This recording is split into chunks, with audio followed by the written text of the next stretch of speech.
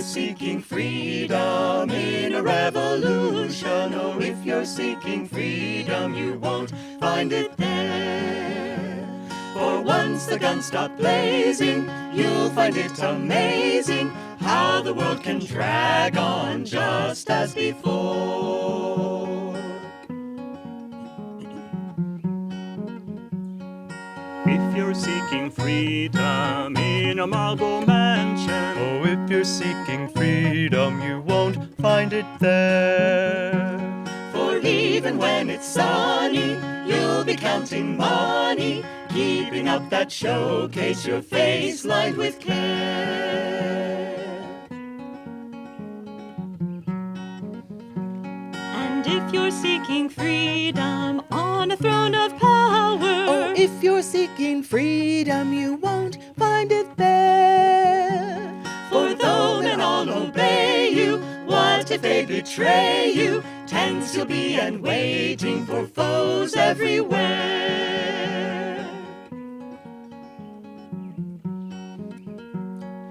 but if you're seeking freedom, cast away desires. Why barter like a beggar? You've wealth everywhere.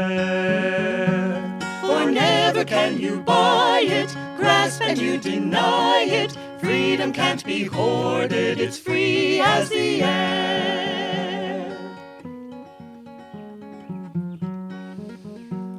And if you're seeking freedom, seek it on the mountains. Got sunlight on your shoulders, the wind in your hair. For there's no one can hold you, boss about or mold you. Once your heart is free, you'll be king everywhere.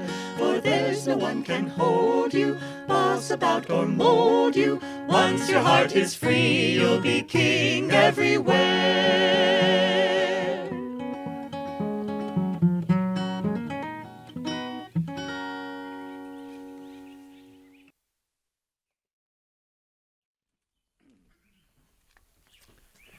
Good morning. I'd like to welcome you to our Sunday service at Ananda Village in the Yogananda Amphitheater. And we'd especially like to greet all our online viewers, which I'm sure are probably 10 times as many as us gathered here today on this beautiful warm summer day. It's not hot yet. My name is Nayaswamis Bharat, and this is also Nayaswamis Anandi. And I'd like to read from Rays of the One Light by Swami Kriyananda, Teachings of the Bible and the Bhagavad Gita. It's on the inner kingdom. Truth is one and eternal. Realize oneness with it in your deathless self within. The following commentary is based on the teachings of Paramahansa Yogananda. Most people imagine that the inner kingdom, as Jesus described it, lacks the fascination they attribute to sense life, the bright lights, the diverse attractions, the joys and the laughter. Little do they realize what a vast universe exists in their own selves. There are many passages in the Old and New Testaments of the Bible that describe aspects of this inner kingdom. In the book of Genesis we read, "And the Lord God planted a garden eastward in Eden, and the tree of life also in the midst of the garden, and the tree of knowledge and of good and evil. This garden was in no earthly place. It exists even now in the very self of every human being." The legend of Adam and Eve is allegorical. It describes how the first human beings dissipated their spiritual energy centered in the spine. The spine is the channel through which flows the river of baptism and of spiritual life. The Bhagavad Gita tells us the wise speak of the eternal Ashvanta tree, with its roots above and its branches below. The tree of life, spoken also in Genesis, is the spine. Its roots are above in the brain's energy. Its branches are the outward spreading nervous system. When the sap, which is to say the energy, flows downward, the consciousness is drawn into delusion. On the other hand, when the energy is drawn upward in deep meditation, the consciousness is drawn towards its eternal source, God, and is at last united with him. Krishna in the Bhagavad Gita therefore urges his chief disciple, Arjuna, to embrace the yoga science, the path of meditation. The yogi, he says, is greater than the ascetic, greater even than the followers of the path of wisdom, jnana yoga, or of action, karma yoga. Be thou, Arjuna, a yogi. For those who would find the divine truth, Krishna gives this description of the yogi. Steadfast a lamp burns, sheltered from the wind, steadfastly meditating, solitary. Such is the likeness of the yogi's mind, shut from sense storms and burning bright to heaven. Whoever you are, whatever your outward beliefs and observances, seek God in the silence of your soul. Thus, through Holy Scripture, God has spoken to mankind. Om, Om, Om.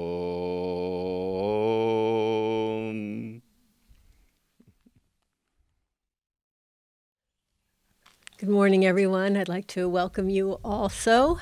And though Bharat especially welcomed those online, I'd like to especially say how lovely it is to see some faces here in the amphitheater.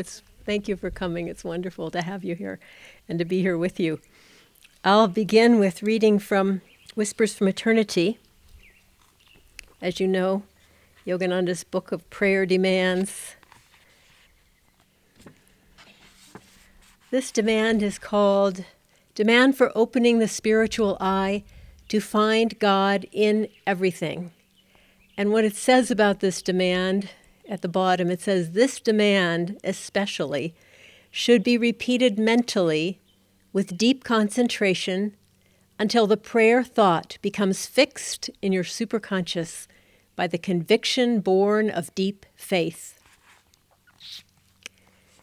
My eyes are enthralled, O Father, with the beauty of earthly flowers, with life's passing scenes, and with the sailing, silent clouds. Everywhere, all I see hints at thy hidden presence.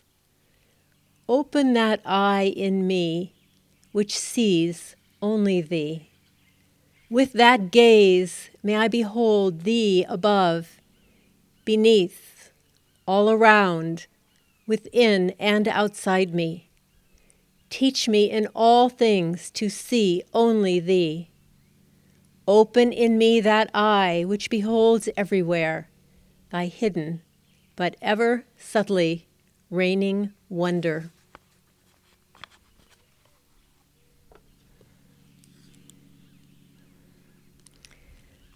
Well, this morning's reading on the inner kingdom, Swami at the beginning makes it sound like we kind of have to convince people that the inner kingdom is a good thing. But of course, with those of us here and those of us online, it's something we're already wholly committed to, this inner life, which, as he talks about in Whispers from Eternity, this is what makes our outer life so beautiful. It's because we connect with who we really are that we begin to feel a connection and a beauty in life all around us. It's a sort of a paradox, isn't it? To think that the deeper you go in, the bigger you become. The more you go inside, the more you leave behind the limiting confines of the physical body, the limiting confines of your upbringing, your nationality, all that you have adopted from the world around you is making us small and separate. And as we go inward and feel our connection with God, we actually expand and see God everywhere and feel God everywhere. In 1987, I had a beautiful experience of this with Swami Kriyananda. I was in St. Louis, and I had something very important to decide, and I really wanted to know what Yogananda wanted me to do, what my guru wanted me to do. And so I prayed quite a bit, and I got what I felt was really the right guidance. But it caused some problems for other people. And so I wrote Swami, and I explained my whole situation. He was at Ananda Village, and I was writing on a pen and paper because it was 1987. And I explained what I'd been doing in meditation and the answer I'd gotten, and I asked him, well, what did he think? And how it had caused problems for others, but what did he think? Well, the next morning, my envelope was in the mail. It was at the St. Louis airport, probably getting ready to fly to California. And the next morning, I woke up and I felt filled with divine joy. Bliss, actually, and it felt specifically like Swami Kriyananda. And it was such a beautiful example of the fact that he didn't need to read my letter to know that I was reaching out to him. He felt it. He was expanded because he was living in the inner self. And that's where we want to go. That's where the fun is. And it isn't bright lights, but it's a sense of connectedness and joy in everything that we do. Miriam Rogers was Swami Kriyananda's nurse the last years of his life. And she wrote a book about her years with Swami Kriyananda during that time. And you can imagine that it was special because of that relationship of her being his nurse. And she described that in 2006 or 2007, he came down with a disease called Meniere's, which is a very unusual disease that affects the inner ear. And with this disease, there's intense nausea, there's exhaustion, there's dizziness. But what it does above all is it messes up the brain's connection with the body. So you don't really realize it, but when you stand up from the chair that you're sitting on, your brain has already said to your legs, go into gear, we're going to stand up. And so your legs get prepared and they stand you up. Well, with this Meniere's, that doesn't happen. And the disease is exacerbated by riding in a car. So the night before his birthday, Swami Kriyananda gave a talk dedicating the essence of the Bhagavad Gita to huge crowd in Rome. And then the next day, he got in a car to drive to Assisi to celebrate his birthday with all the community in Assisi. So he'd had, by the time you start your day, you pack, you get in the car, you drive to Assisi, you land there for your birthday. It had been quite a big deal for him involving, being sick and so forth. But it was his birthday, so he sat at the table, and the dozens and dozens and dozens of friends came up to greet him, and of course he greeted everyone graciously.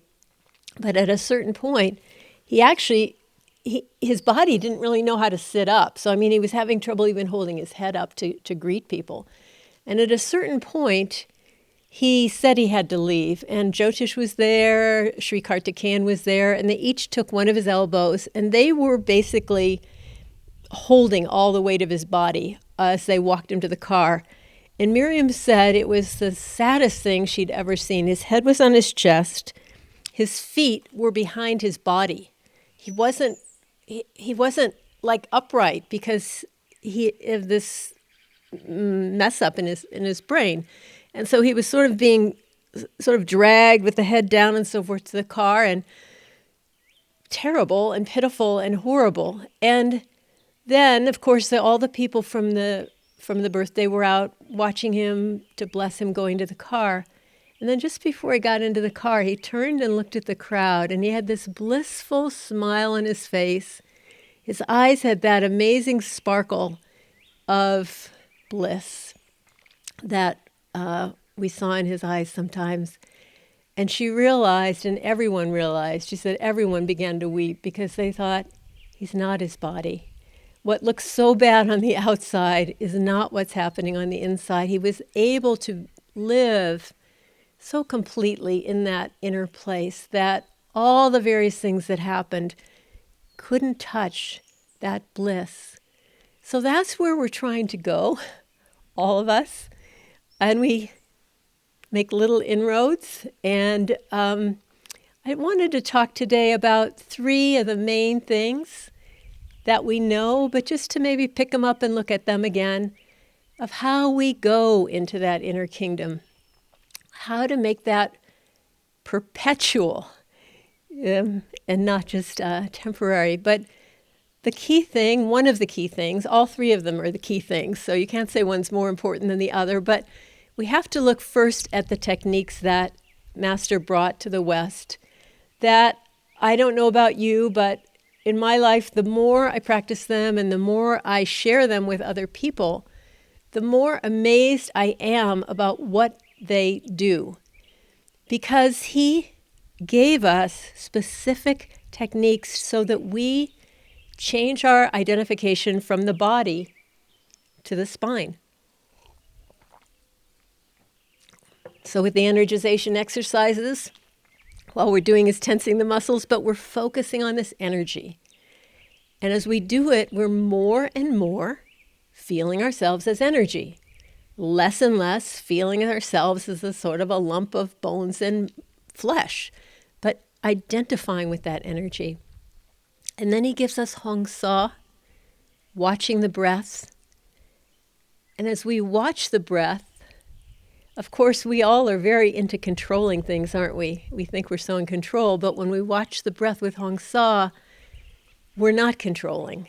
We're stepping back from controlling. And so we are touching a place that has nothing to do with the physical body. In every case, what's so fascinating about what Master brings is he starts with our experience of life, which is the body. So he starts with the body. Let's tense the muscles in the body. Now let's go beyond the body. Let's start by watching the breath. But in the process of watching the breath, we're going to start to feel something that is inner, that is not the breath, that is our connection with our inner self. And as we begin to watch the breath, and as we do the Kriya Yoga also, we start to discover that life is not at all what we think it is. Most of the world goes through life experiencing what happens to them. Oh, that was something good. Oh, that person smiled at me. Oh, I feel happy. Oh, that was bad news I got. Oh, I feel sad. And what we discover, and this is no small thing, and we should be very, very grateful for it, is we discover that that's not what's happening at all. Something good happens to us, a happy message from a friend, and the energy rises in our spine. And we think, oh, that feels good. I like it. Something bad happens, so that we think is bad, and who knows? What one of us thinks is good and one of us thinks is bad, they could be different things. But when something happens to me that I think is bad, the energy sinks in my spine and I go, oh, that was bad. So it wasn't the event. It was what was going on in my spine. And the more that I watch the breath, the more that I practice Kriya Yoga, not I, but we realize, wait a minute, I can control what's going on, up and down. I can choose to direct my energy upward to respond to life with a joyful energy. So we do these techniques to the best of our ability. And I know very few people that feel like they're great at the techniques. I think all of us, the song that we sang before meditation, without meditation, mind, hither, thither, wanderest thou. Well, that also describes my meditation. Hither, thither, wanderest thou. But the more that we do it, we feel more and more the connection that guides us forward in a purposeful way. But we feel like, oh, where's the spiritual eye? Where's the Om sound? And so forth. And we have to realize, somebody said something very powerful to me. He said, we cannot command the superconscious. We can't say, okay, here I am now, light, sound. It doesn't happen that way. But by being there, we're, of course, practicing, we're getting better, but we're also demonstrating to God our sincerity. We're demonstrating to ourselves, and we're demonstrating to our guru that we're serious about this. I heard something about a friend of mine who I consider a great soul, a saintly soul, actually. And I heard that her experience of meditation was such that she never felt anything from it. She just devotedly did it twice a day, but never felt a sort of blessing from it. And I don't know how she felt about it, but I know how I felt about it. I felt humbled to hear that. I felt profoundly inspired by what she was doing, which was giving and not receiving. In the Catholic religion, they have a word called consolation. And what they mean by consolation is what we would call a good meditation. So in meditation, you feel a lot of divine peace, or maybe you see a light, or maybe you feel uplifted in joy. Well, the Catholics would call that consolation. In other words, God is kind of patting you on the back and saying, that's good. I know you could use a little bit of a boost right now, and here it is. And then the rest of the time, we're giving.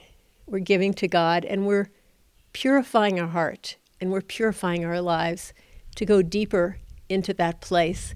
We're making ourselves ready to have the spirit that God has, the spirit of unconditional giving. Well, that leads to the next most important thing that we can work on, and that is positive thinking at all times. Keeping our minds directed in a positive, no matter what those meditations are like, keeping your mind directed in a positive direction. And this is amazingly important. We learned that God is inside of us at this moment. God lives in our spiritual eye, not just God, but God realization. We know God right now when we're wholly in our spiritual eye, when we're in our top of our head. That magnet of connection with God is in us all the time. It's only up to us to get in the flow of that magnet. The magnet will draw us to God realization if we can get in the flow. And what makes it so hard is that there's also a magnetic pull at the base of the spine that says, I am not one with God. I am separate. And in fact, I like being separate. And in fact, I'm committed to being separate. And that is the force of Maya, delusion. It lives in us all the time, and it's always operating. So for us, we have to do what we can do to stay connected to the positive flow.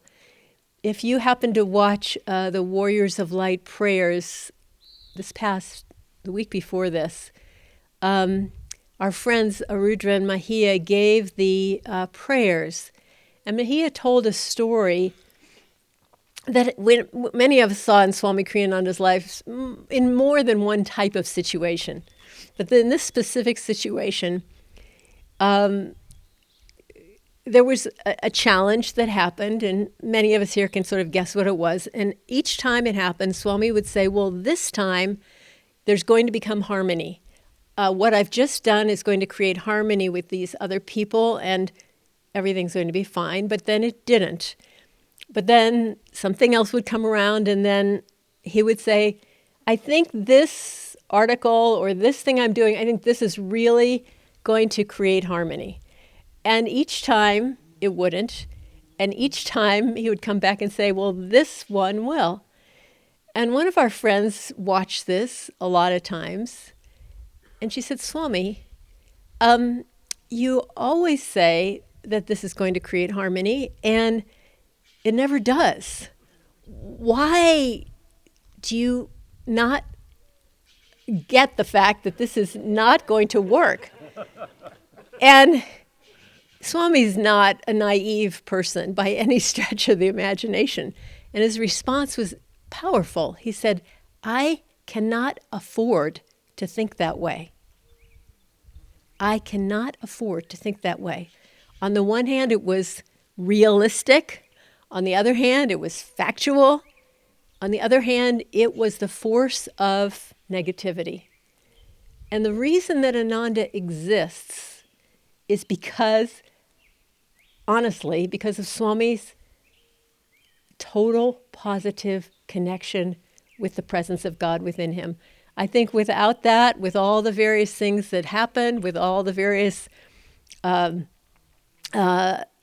melange of people that arrived here in the early days, it didn't look too hopeful, perhaps, with the money problems, with the fire, with the this, with the that.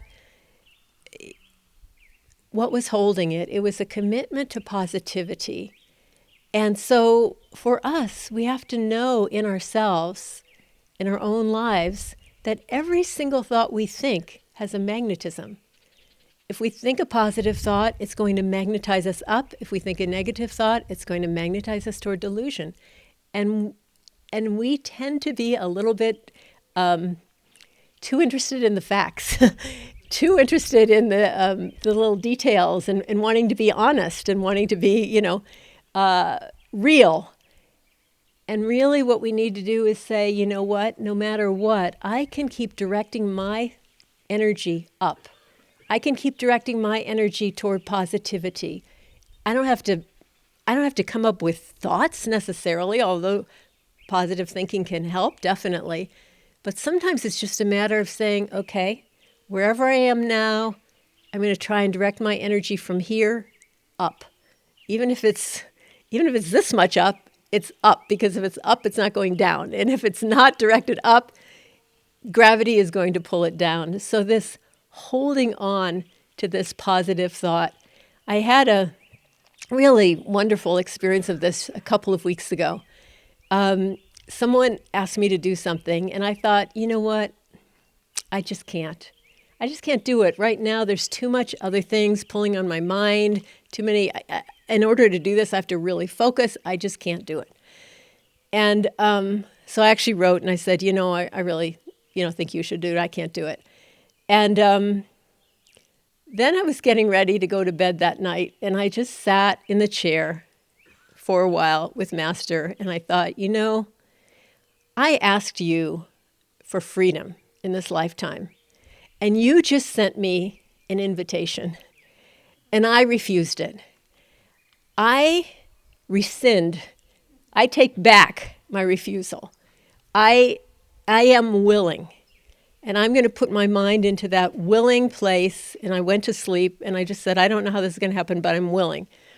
And so I woke up. What was so sweet was that I woke up and the whole answers were all in my head. They were all just like there. And so the whole project was done in an hour. And I felt like, of course I didn't do it. Of course I didn't do it. But I was willing to open the door for Master. And that's what I've been trying to use as a phrase lately. Open the door. Just open the door. It can happen. We just have to open the door and be willing. So the last of the 3 items is attunement with the Guru, of course, devotion to the Guru, connection to the Guru. That is everything. And the techniques and the positive thinking are to help us do that. That's what they're about. In and of themselves, they're great, but it's when we can connect with the Guru that's where the power comes. Swami Kriyananda wrote a book called A New Dispensation. It was quite an old, it was a little it wasn't a book, it was a little pamphlet. And he wrote it quite a while ago, and I think probably everybody has read it. But in there he said something like, he's noticed that people who come to Ananda, people who tune in to Yogananda, to Master, to our Guru, he said the growth that they experience is out of all proportion to the time that they're meditating. And I would even say he didn't say this, but I'm going to be bold and say it. I think it's out of proportion to how well they think they're meditating. Making that connection with the Guru is what transforms us. And that's why we do the techniques he told us to do them. Because he told us to do them, that's why we do them. Is that we get in his wavelength and he is carrying us. So this attunement it's inseparable from positive thinking, isn't it? To be able to be thinking of the Guru, we have to be on his wavelength. It has to be positive. I wanted to just close by sharing an experience that one of our members had, but it was also shared by me, which is that in the early days of Ananda, most of us were in our 20s who came here, and we had Swamiji to help us, and we also had our head gardener, Hanel, to help us. And Hanel was a great soul. I was thinking about this recently, just to indicate what kind of a soul he was. You didn't hear this much, and probably most of you don't know this, but when he discovered Yogananda's teachings, which was right after Master died, he was in New York City. He got very, very absorbed in the lessons, and he decided he would go to South America to live. Which is interesting. It's exactly what Swami said he would do, when he was before he found Master. So Hanel decided that he would get everything that he needed to go to South America. I forget what country, but he realized that one thing that could drag him out, because he was just going to go there, live cheap, and meditate and find God. But he realized that if you got cavities or dental problems, you'd have to leave and you'd have to come back to the States and have it worked on. So he had his teeth taken out. I think they were maybe what'd you call, not sandpapered, but filed down. Now think about that. Think about that level of dedication. And so he had false teeth that he wore. As it turned out, he ended up getting an infection in his gums, and that's what brought him back to California, to our great blessing. And he was one of our great mentors at Ananda. Well, he was profoundly devoted to Master, and I was blessed to take care of him in the last years of his life, and he had become ill with pancreatic cancer, which is supposed to be very, very painful. Well, by the time they discovered, he was feeling not so good. By the time they discovered the cancer, it was the size of a football. So clearly something was going on, and he decided, well, I'm going to just retire to my what did he call it?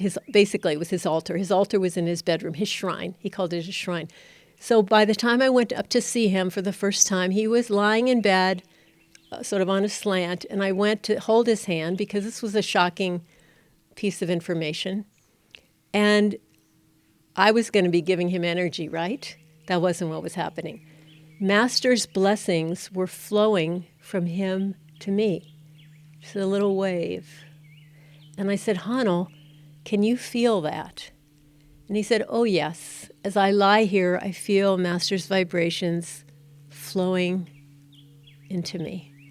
And that's what he did for the last couple of months of his life. He just stayed in that place of just being blessed by the Guru.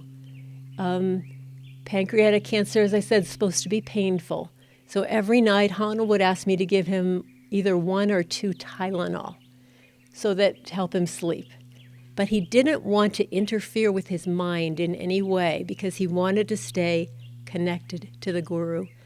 And because of his devotion, he should have become unconscious way early in that process. And he just didn't. He stayed with Master. He left his body consciously. He just walked right out of the room, right into his picture on his altar of Master. We could feel him go. And that was attunement with the Guru, is a force that we cannot even imagine, that's changing us in so many ways. So when we look at our lives and we see the various shortcomings that come up, it doesn't matter. Just ask yourself, is this thought taking me upward in positivity? Is this taking me up to the Guru? Is this taking me in alignment with the Guru and his positive thinking or not? And if it's not, don't worry about it. Just keep the energy flowing upward. As Master said so many times, I don't mind your faults. I mind your indifference. So all our job is do the best we can and keep our energy flowing upward to the Guru. Let's just reflect on this a moment.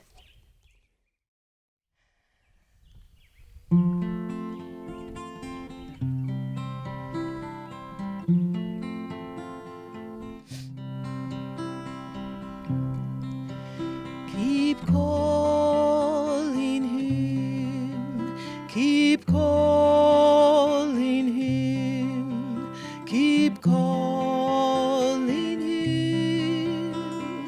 Whether he replies or not, keep calling him.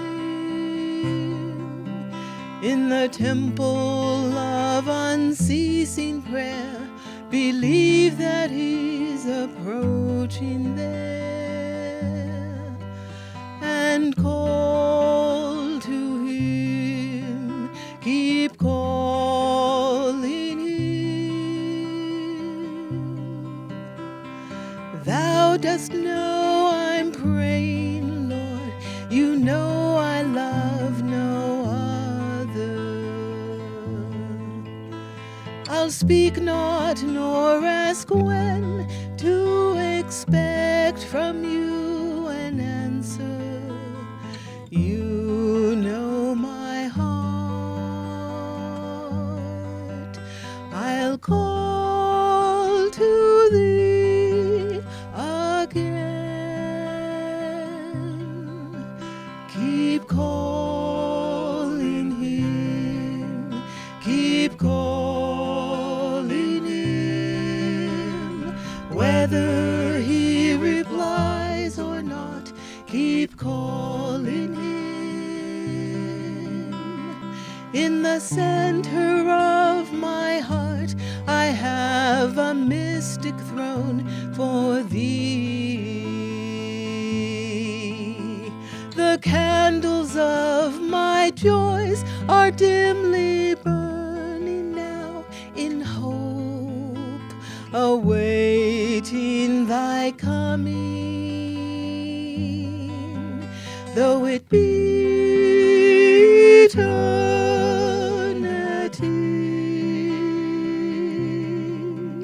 Keep calling him, keep calling him. Whether he replies or not, keep calling him. Even when there's no reply, never let your longing die, and call to him, keep calling him.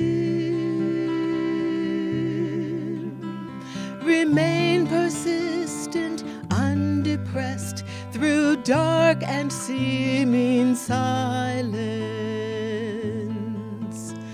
If in the midst of life, disease, and death you play the dancer, yet keep calling him. You will receive his answer. Keep calling him, keep calling him, keep calling